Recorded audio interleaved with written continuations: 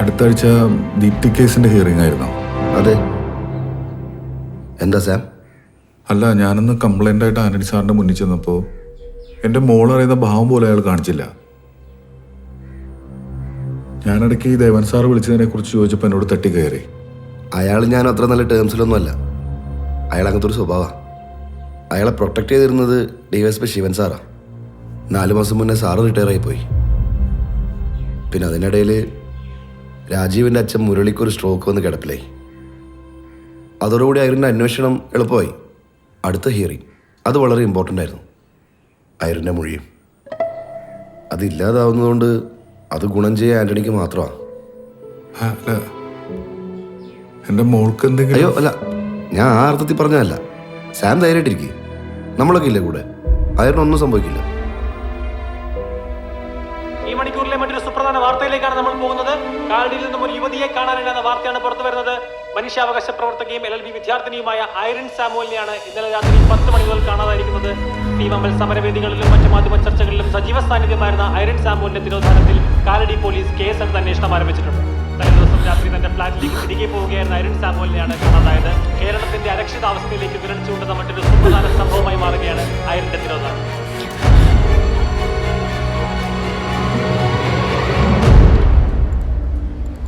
സാറേ 9:30. ഇവിടുന്ന് 9:30 ഇറങ്ങിയാൽ ഏകദേശം ഒരു 9:55 ഐറിൻ ഫ്ലാറ്റിലെത്തേണ്ടതാണ്. സാം മോളെ വിളിച്ച് 9:45. ഏകദേശം ഒരു 15 മിനിറ്റോളം ട്രാവൽ ചെയ്തിട്ടുണ്ട്. സർ, 15 മിനിറ്റ് എന്ന് പറയുമ്പോൾ ആ കുട്ടി ഫ്ലാറ്റിലേക്കാണ് പോയിരുന്നെങ്കിൽ ആശ്രമം ജംഗ്ഷൻ എത്തി കാണണം. ഗ്രീൻ വാലി അപ്പാർട്ട്മെന്റ് അല്ലേ? അതാ പോക്കറ്റ് റോഡ് വഴിയാണ് പോയതെങ്കിൽ ജംഗ്ഷനെ വഴിയല്ലോ. സാറേ, ഒറ്റയ്ക്ക് രാത്രിയിലെ ഒരു പെൺകുട്ടിക്ക് അതത്ര സേഫ് അല്ലല്ലോ. ഇപ്പൊ സേഫായിട്ട് എത്തിയില്ലോ. സാറേ, എനിക്കൊന്ന് ആശ്രമം ജംഗ്ഷൻ കൂടി ചെക്ക് ചെയ്യാന്ന്. അതിനാണ് ഒരു കാര്യം ചെയ്യാം. നമുക്കിവിടെ നിന്ന് 2 ആയിട്ട് പിരിയാം. പോക്കറ്റ് റോഡ് വഴി നിങ്ങൾ പോയി നോക്ക്, ആശ്രമം വഴി ഞാൻ പോയി നോക്കാം. ശരി.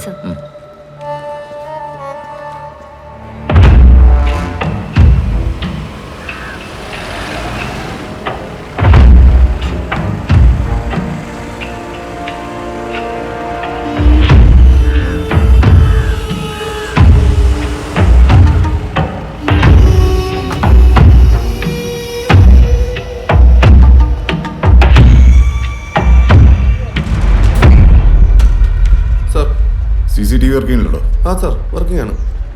മെയ് 25 രാത്രി 9 മണിക്ക് ശേഷമുള്ള ഫുട്ടേജ് കാണിച്ചേ. Okay sir.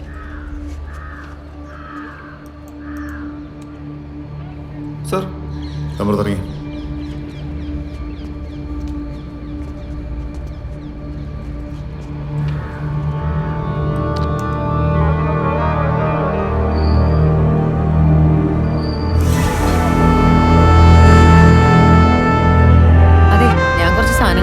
തിരിച്ചു പോ പപ്പ. അതെ, ഞാൻ തിരിച്ചു വിളിക്കാട്ടോ. ആ, താനാണ് ആ നോ പാർക്കിംഗ് ബോർഡ് കണ്ടില്ലേ? വലിയ നിയമമൊക്കെ പറയണ ആളല്ലേ? ഇതൊന്നും മാഡത്തിന് ബാധകല്ലേ? സോറി സാർ, സാർ കുടിച്ചിട്ടുണ്ട്. നമുക്ക് നാളെ സംസാരിക്കാം. അതിനാ ഇങ്ങോട്ട് റെഡി ഇറങ്ങാ.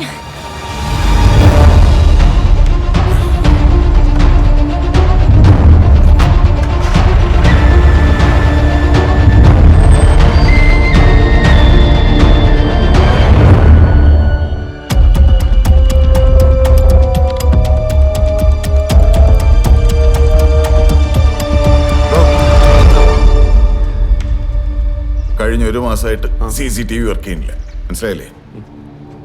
പിന്നെ ഞാൻ അവിടെ വന്നിട്ടില്ല.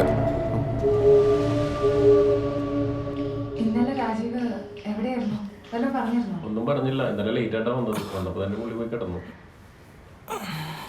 ആരെങ്കിലും കൂടെ വന്നതായിട്ടോ? എന്തെങ്കിലും? ഏയ്, പുള്ളി ഒറ്റക്കാ വന്നത്. ദേ സാറേ, എണീറ്റല്ല. നിന്റെ കൈക്ക് എന്താ പറ്റിയേ? നീ ഇന്നലെ എവിടെയായിരുന്നു? പുറത്തായിരുന്നു. ആരുടെ കൂടെ? പുറത്തായിരുന്നു വീണ. നീ ഇന്നലെ ഐറീനെ കണ്ടായിരുന്നോ? ഞാൻ കണ്ടില്ല. അപ്പൊ നിനക്ക് അവളെ അറിയാം. രാജീവേ, സത്യം പറഞ്ഞു, നീ ഐറീനെ കണ്ടായിരുന്നോ ഇല്ലയോ? ഞാൻ ഓർക്കുന്നില്ല. അപ്പൊ നീ അവളെ കണ്ടിട്ടുണ്ട്, നീ അവളെ എന്തോ ചെയ്തിട്ടുണ്ട്. കളിക്കല് രാജീവ്, മര്യാദയ്ക്ക് സത്യം പറഞ്ഞു. ഞാൻ ഓർക്കുന്നില്ല എന്ന് പറഞ്ഞില്ല വീണ. രാജീവ്, മര്യാദയ്ക്ക് സത്യം പറ. നീ നീ അവളെ കണ്ടിട്ടുണ്ട്, നീ അവളെ എന്തോ ചെയ്തിട്ടുണ്ട്. വീണ നിന്റെ അടുത്ത് പലപ്പോഴായിട്ട് ഞാൻ പറയുന്നതാണ് എന്റെ കാര്യത്തിൽ ഇടപെടാൻ പറയുന്നത്. എടാ, നീ സത്യം പറയുന്നത് ഞാൻ ഇവിടുന്ന് പോകത്തില്ല. രാജീവ് മര്യാദയ്ക്ക് സത്യം പറഞ്ഞു. രാജീവ്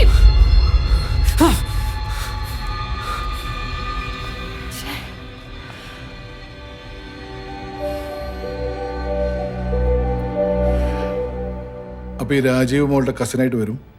അതെ, അതെന്താ നേരത്തെ പറയാ ഞാൻ? പേടിച്ചിട്ടാണ് സാർ അപ്പൊ ഒന്നും പറയാതിരുന്നത്. ഈ രാജീവ് വീണയുടെ കസിനാണെന്ന് ഐറിൻ അറിയോ? ഇല്ല, അവളെ പറയാതിരിക്കാൻ ഞാൻ ശ്രമിച്ചിരുന്നു. കാരണം ഞങ്ങള് പരിചയപ്പെട്ടതിന് ശേഷമാണ് അവർ തമ്മിലുള്ള ഇഷ്യൂസ് ഒക്കെ ഞാൻ അറിയുന്നത്. ഇപ്പം എന്തോ പറയാൻ അതൊരു മടിയായിരുന്നു. സാറേ,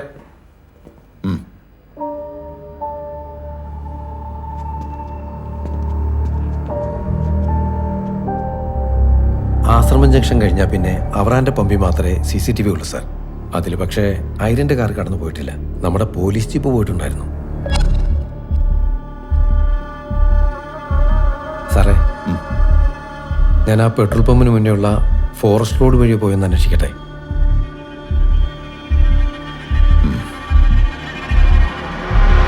തീർച്ചയായും നാടിന് നടുക്കിയിരിക്കുന്ന വാർത്തയിലേക്കാണ് നമ്മൾ എത്തിയിരിക്കുന്നത്. കാലടി ആശ്രമം റോഡിന്റെ വനാതിർത്തിയിൽ ഐറിൻ സാമുവലിന്റേതെന്ന് സംശയിക്കുന്ന മൃതദേഹം പോലീസ് കണ്ടെത്തിയിരിക്കുന്നു.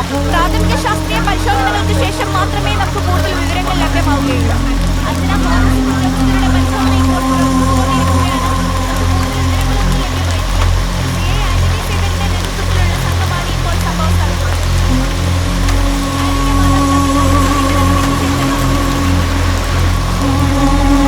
കുട്ടിയുടെ പേരൻസ് അർച്ചന, ഇപ്പോൾ ഇത് ഐറിന്റെ മാതാപിതാക്കളാണെന്ന് തോന്നുന്നു. സംഭവ സ്ഥലത്തേക്ക് ഒരു വാഹനം എത്തിച്ചേർന്നിട്ടുണ്ട്. സാർ മാത്രം വന്നാൽ മതി.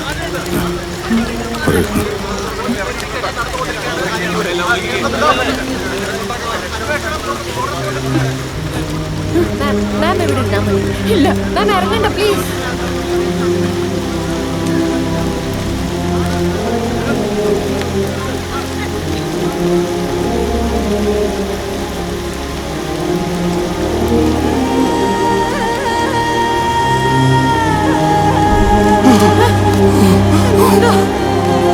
എനിക്ക് കാണണം, എനിക്ക് എന്റെ മോളെ കാണണം.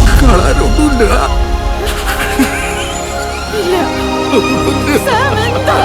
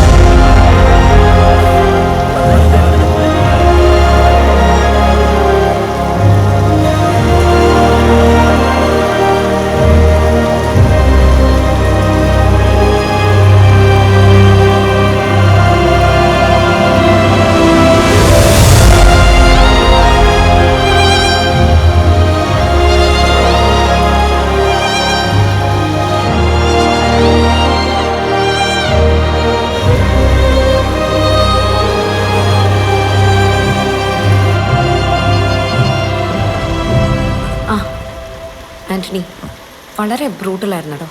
മാം, വാഷ് ഈസ് ആക്ച്വലി നോ അതല്ലായിരുന്നു കൊലപാതകയുടെ ലക്ഷ്യം എന്ന് തോന്നുന്നു. ഐറിൻ്റെ നാക്കും ചൂണ്ടുവിരലുകളും ഒക്കെ അറ്റ നിലയിലായിരുന്നു. പെരിമോർട്ടം പീരീഡ്, അതായത് മരിക്കുന്നതിന് തൊട്ട് മുമ്പുള്ള ആ അവസ്ഥയിലാണ് കുട്ടിയുടെ ശരീരഭാഗങ്ങളെല്ലാം മുറിച്ചു മാറ്റിയിരിക്കുന്നത്. അതുകൊണ്ട് തന്നെ ആ കുട്ടി ആ വേദന മുഴുവൻ അനുഭവിച്ചിട്ടുണ്ടാവും. ഒരുതരം പക വീട്ടിയതുപോലെ. അങ്ങനെയാണെങ്കിൽ ഒരു പക്ഷെ കൊലയാടി ഐറിനെ അറിയുന്ന ആളായിരിക്കാനും സാധ്യത അല്ല സാർ? പിന്നെ റഫ് ആൻഡ് ബ്ലണ്ട് ഒബ്ജക്റ്റ് കൊണ്ട് തുടരെ മുഖത്തും തലയിൽ ഇടിയേറ്റിട്ടുണ്ട്. അതാണ് മരണകാരണം.